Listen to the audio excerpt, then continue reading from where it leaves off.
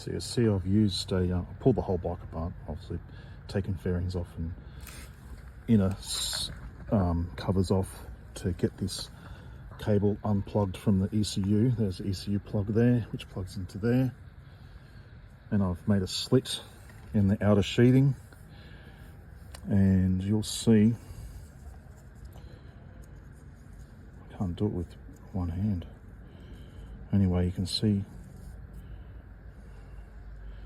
this particular cable here, right where it was cable tied with many repetitions of flexing. The outer sheathing's okay, but you can see there it is there, there's a kink there. Right there. See where it bends really easily? See that little kink? The copper strands are fractured inside, but the insulation's still intact. And that's what you get typically with too many repetitions on a multi-strand copper cable. So the solution is either replace the loom, which is stupidly expensive, or I'm going to do my typical bush mechanics. I'm going to cut that section out and replace it with some really nice, very flexible silicon insulated multi-strand cable that's designed for a bit more flexing. See, here you go. I've actually made a little slit in the insulation, and you can see, yep, every single strand has been broken through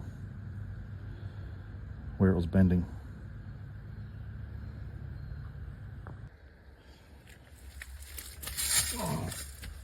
Anyway, here's the so-called fancy wire that I was intending on using.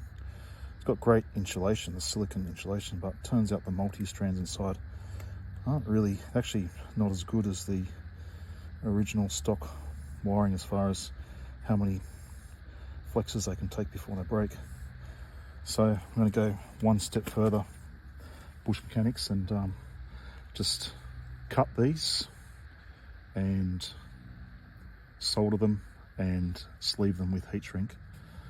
Means it's going to be about 5 mil shorter, but looks like our good friends at the Ducati factory made this about 20 mils longer than it needs to be, so I'll be able to pull a bit through more, and it'll work.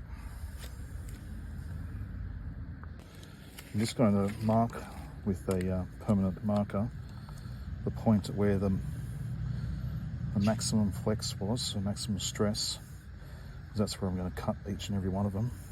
Even though there's only one that's really broken, there's others that are going to be partially broken.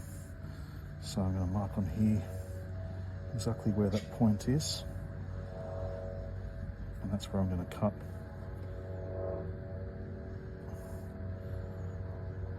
And resolder. Join them back up again.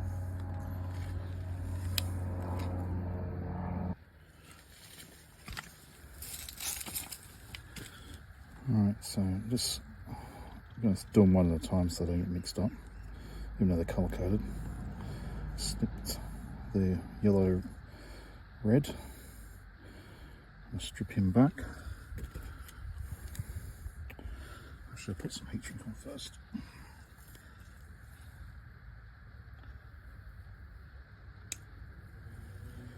Whack the heat shrink on.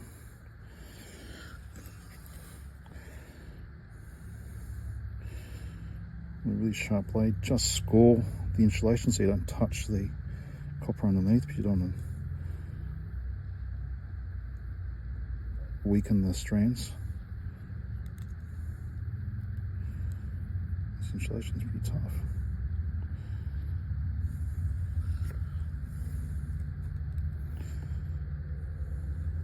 There we go.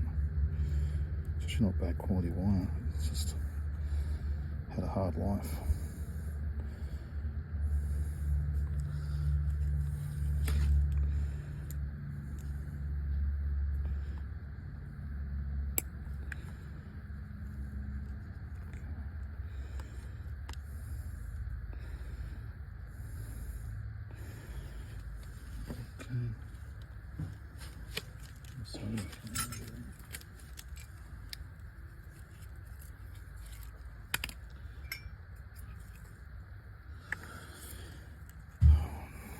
pin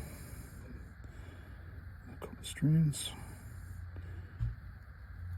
so I get a good solder join.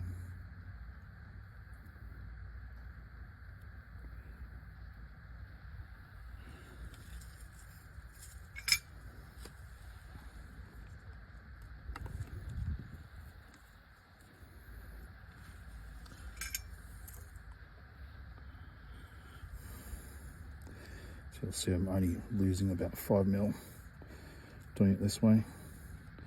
As long as there's no flexing happening anywhere near a solder joint. So I'll cable tie it in such a way just after the solder joint so the solder joints themselves don't flex. It should be good to go for at least another 80,000 Ks.